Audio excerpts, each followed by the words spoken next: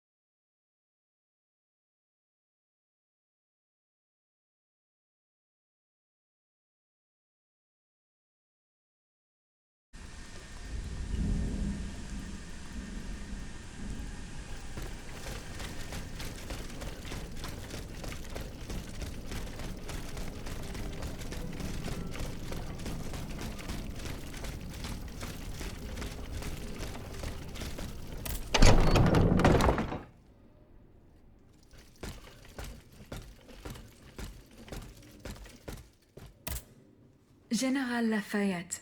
Do you need help, Aegis? Goodbye, General. And down with the Clockwork King. Haha, well put.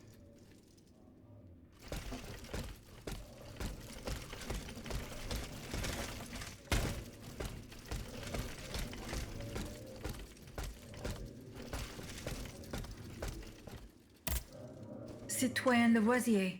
What can I do for you, Aegis? I found the powder. It was at the Bastille. Did you do what needed to be done? Yes. There is nothing more to fear from it. What do you mean, nothing more to fear from it? I flooded the cellars where the powder was stored. Bon sang!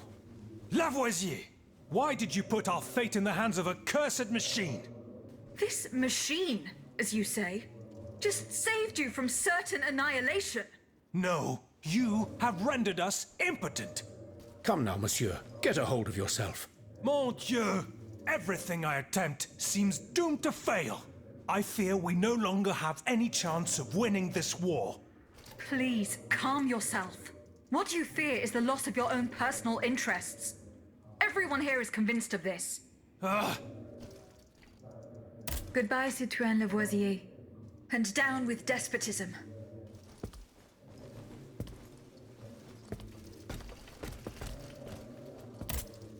Citoyen Bay. Ah, mademoiselle. Well, what news?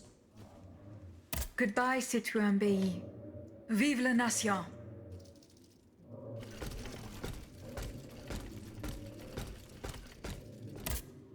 Citoyen Robespierre. Madame. Were you present when the... Oui, madame. We laid bare. So he had the people's represent. At least we only had to contend with soldiers made of flesh. Positively. Goodbye, Citoyen Robespierre. And death to the tyrant.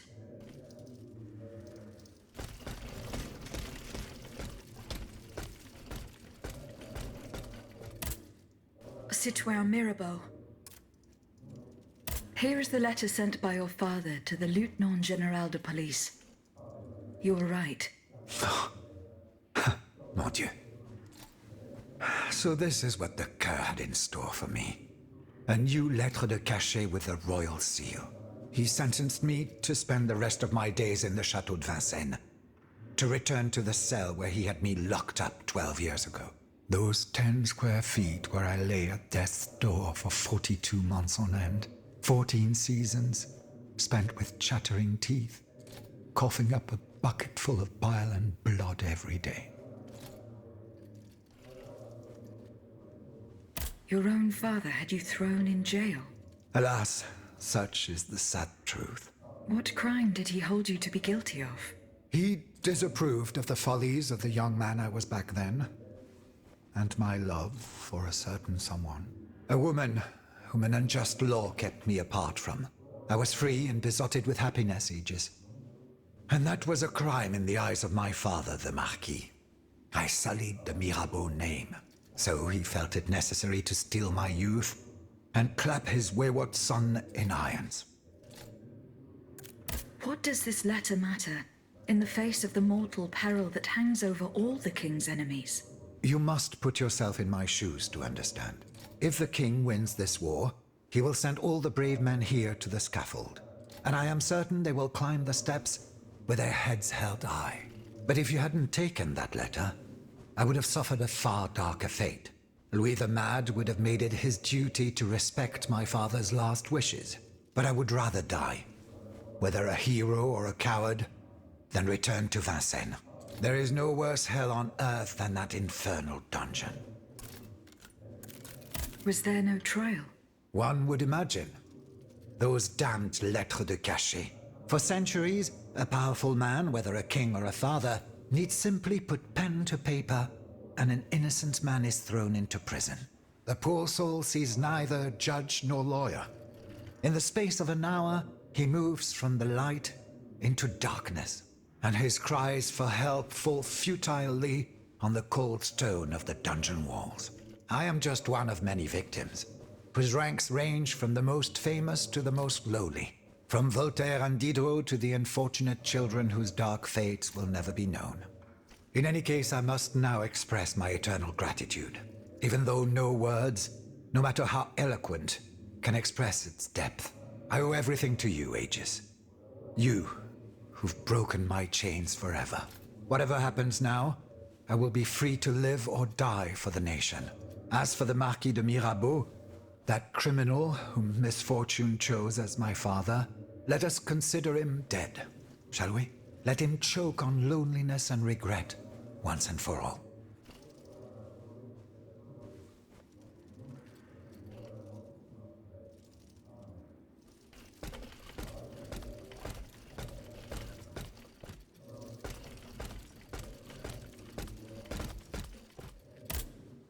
Citoyen Raymond. Can I help you, Aegis? Goodbye, Citoyen Raymond. And may liberty triumph.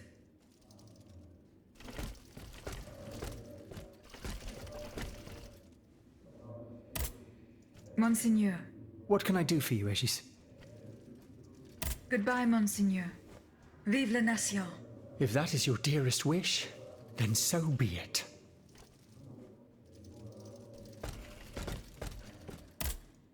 Can I help you, Aegis? I hope so, Abbot. Our salvation is at stake. I am listening. You still have no news from Citoyen Brissot. Indeed, we wait in vain, and our hopes are beginning to fade. He knew we were to meet here at the first blood spilt by the king. Mes amis, we must fear the worst. Can you think of any place he might have sought refuge? No, not at all. May I venture a speculation? By all means, Monsieur le Comte. These past few weeks, Brissot has been invariably accompanied by a young fanatic he met in Versailles. Ah, yes. The Amazon. What was her name? Mademoiselle Théroigne de Méricourt. She goes on about this grand patriotic project of hers to anyone that will listen. She wishes to raise a battalion of female combatants, ready to lay down their lives for the nation. A curious passion, isn't it? Who knows, monsieur? Only time will tell. In any case, our proud Athena seems to have won the trust of a number of Third Estate deputies, including Monsieur Brissot. Perhaps she will have some information about him she'll be willing to share with us. But you'd have to know where to find your Amazon. It just so happens that Mademoiselle Terroigne de Méricourt holds court just a stone's throw from here. 8 Rue de Tournon.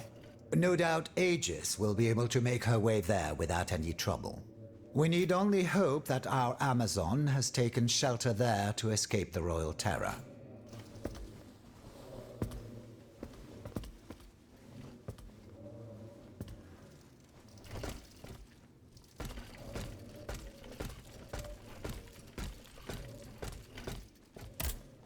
General Lafayette.